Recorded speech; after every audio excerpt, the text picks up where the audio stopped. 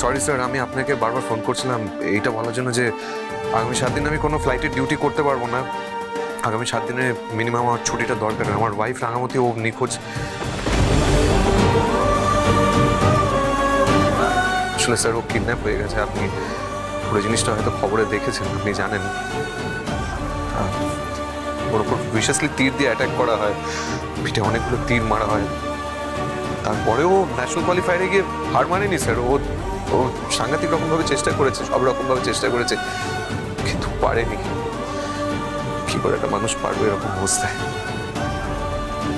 ডাক্তাররা তারপরে একটা ক্রিটিক্যাল অপারেশন করে ওকে বাঁচানোর চেষ্টাও করেছিল, কিন্তু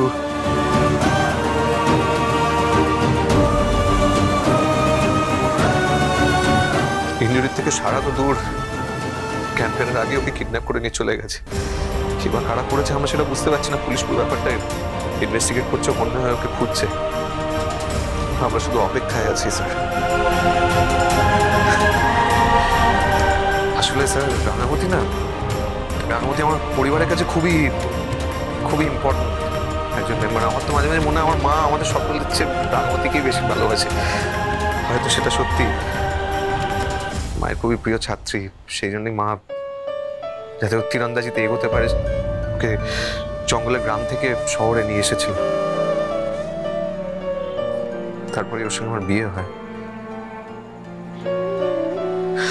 যাকে স্যার, সরি আমি একটু বেশি ইমোশনাল হয়ে পড়ছি হয়তো, কিন্তু আপনাকে আমি ছুটিটার ব্যাপারে নোটিফাই করবো বলেই ফোনটা করেছিলাম।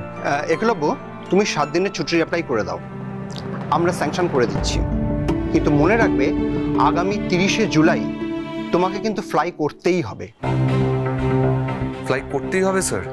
ইয়েস, কলকাতা টু জয়পুর একটা স্পেশাল ফ্লাইট যাবে, আর সেখানে পাইলট হিসেবে তোমাকেই সিলেক্ট করা হয়েছে।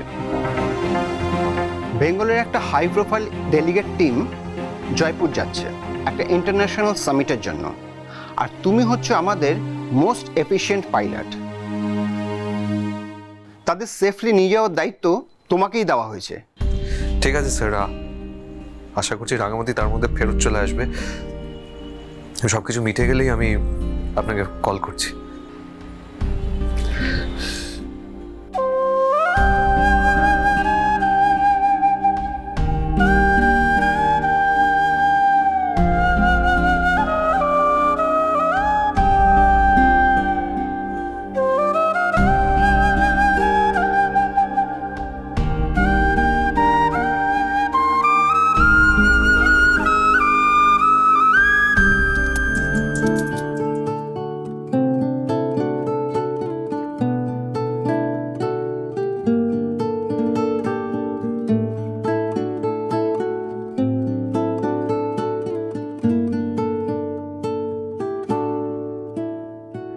যে কটা দিন তুমি ছিলে পাশে, কেটেছিল নৌকার পালে চোখ রেখে।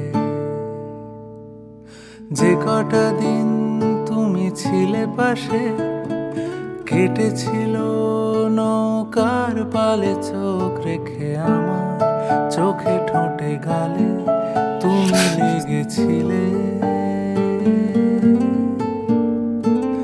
আমার চোখে ঠোঁটে গালে তুমি লেগেছিলে। যেটুকু রোদ ছিল লুকোনো মেঘ, বুনেছিলাম তোমার সালে ভালোবাসা। আমার আঙুল হাতে কাঁধে তুমি লেগেছিলে, আমার আঙুল হাতে কাঁধে তুমি লেগেছিলে।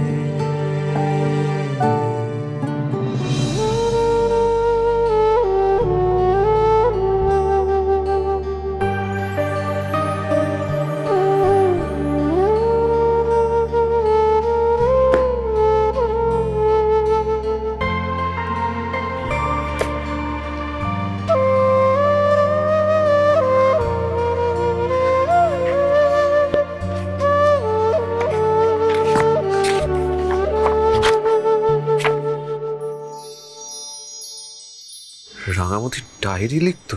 চিন্তার অনুপ্রবেশ রে আজ উড়নবাবু আমার সঙ্গে খুব ভালো করে কথাটা বলেছে। জন্মদিনে এত যত্ন করে পায়েস বানিয়েছিলে, আমার খুব ভালো লেগেছে। সিন্ধু স্রোতে বাড়ে। কাল আমি প্রথম উড়নবাবুর সঙ্গে এক বিছানাটাতে ঘুমিয়েছি। আমার খুব ভয় করছিল, লজ্জাও লাগছিল, কিন্তু উড়নবাবুটা আমাকে বকে নাই, বলেছে আমাকে এক বিছানাটাতেই ঘুমাতে। তারপর তো আমি বিছানাটা থেকে দুম করে পড়ে গেলাম। আমার কোমরে এখনো খুব ব্যথা, কিন্তু সেটা আমি উড়নবাবুকে আর বলি নাই। স্থানীয় সংবাদে তাই ও ওরে বাবা গো, ওরে বাবা, ওরে বাবা রে। যেভাবে নিঃশব্দে ফেলেছে পা, রূপকের সাহায্যে আরো দূরে চলে গেলে।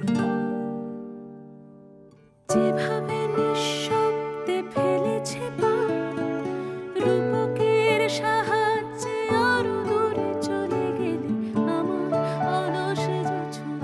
আজ উড়নবাবুর লেগে চিংড়ি মাছটা রান্না করেছিলাম। উড়নবাবুটা মাছ খেতে বড় ভালোবাসে। আর একদিন ইলিশ মাছের মাথা দিয়ে কচুর শাকটা রাখবো। অলস জোছনাতে তুমি লেগেছিলে।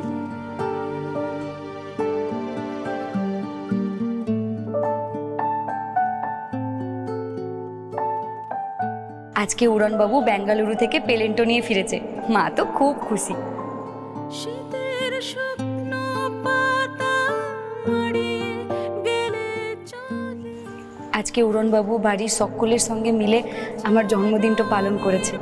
ঘর তো সাজিয়েছে, কেক তো এনেছে, কেকের উপরে আবার আমার মূর্তিটা গড়া। এর আগে কেউ কোনোদিনও এভাবে আমার জন্মদিনটা মনে রেখে সেটা পালন করে না, কিন্তু উড়নবাবু করেছে প্রথমবার। গলায় আটকে থাকা মুক্তদানা জানে তোমার মর্মস্থলে। আমি উড়নবাবুটাকে খুব ভালোবাসি। জীবনে একটা মানুষকেই তো আমি ভালোবেসেছি, আর কাউকে না। কিন্তু আমি এটাও জানি যে উড়নবাবু কোনোদিনও আমাকে ভালোবাসতে পারবে না। আর আমি সেটা কোনোদিনও তোর কাছ থেকে দাবিও করবো না রে উড়নবাবু। যেভাবে নিঃশব্দে ফেলেছে পা, রূপকের সাহায্যে আরো দূরে চলে গেলে আমার অলস জোছনাতে তুমি লেগেছিলে। আমার অলস জোছনাতে তুমি লেগেছিলে। যে কটা দিন তুমি ছিলে পাশে, কেটেছিল নৌকার পালে চোখ রেখে। অত ভাবার কি আছে, ধরে নাও সতীশ বাবু তোমায় ফোন করছেন, আবার কোনো মিশনে যাবে, তাই তো? কতদিন আর এই মিথ্যের জালটা বুনবে তুমি রাঙামতি? আমার চোখে ঠোঁটে গালে তুমি লেগেছিলে। আমার আঙুল হাতে কাঁধে তুমি লেগেছিলে। রাঙামতি, রাঙামতি।